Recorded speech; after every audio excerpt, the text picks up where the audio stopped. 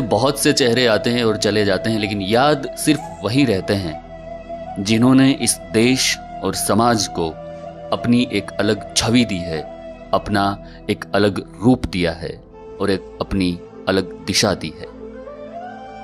ऐसे ही अगर मैं आपसे कहूं दो शब्द हैं, दया और निस्वार्थ भाव, तो सबसे पहले आपके जहन में क्या आता है? कहते हैं कि अपने लिए तो सब जीते हैं, लेकिन जो अपने स्वार्थ को पीछे छोड़कर दूसरों के लिए काम करता है, दूसरों के लिए जीता है, वही महान होता है। और आज हम ब्लैक डायरी के इस एपिसोड में बात करेंगे एक ऐसी ही शख्सियत के बारे में जिनका नाम है मदर टेरेसा, जो भारत की नहीं होने के बावजूद वो भारत आई और यहाँ के लोगों से वो असीम प्रेम कर बैठी और यहीं आगे का उन्होंने अपना जीवन बिताया और अनेक महान कार्य किया। जी हाँ दोस्तों, आप देख रहे हैं बायोग्राफी ऑफ लीजेंड्स और यह है एपिसोड नंबर 2।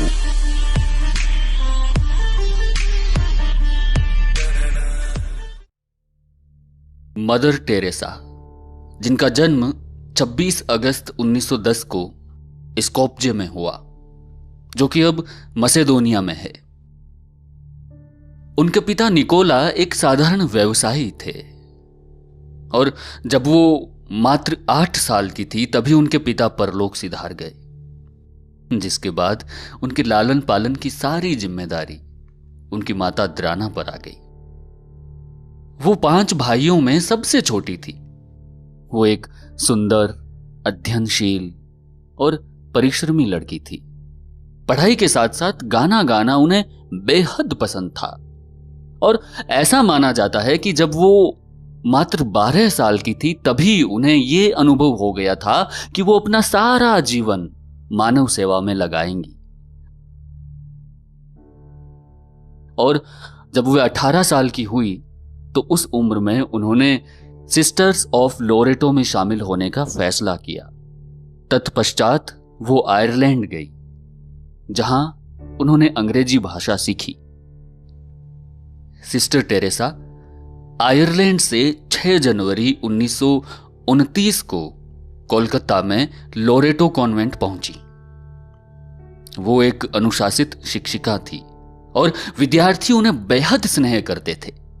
उनका मन शिक्षण में पूरी तरह रम गया था, पर उनके आसपास जो गरीबी और दरिद्रता और जो लाचारी जो फैली हुई थी, उससे उनका मन बहुत अशांत रहा करता था। 1943 के अकाल में शहर में बड़ी संख्या में मौतें हुई और लोग गरीबी से बेहाल हो गए। 1946 के हिंदू मुस्लिम दंगों से तो कोलकाता शहर की स्थिति और भयावह हो गई। वर्ष 1946 में उन्होंने गरीबों, असहायों, बीमारों और लाचारों की जीवन पर्यंत मदद करने का मन बना लिया। और इसके बाद मदर टेरेसा ने पटना के होली फैमिली हॉस्पिटल से आवश्यक नर्सिंग ट्रेनिंग पूरी की और 1948 में वापस कोलकाता आ गई और वहां से पहली बार वो तालतला गई,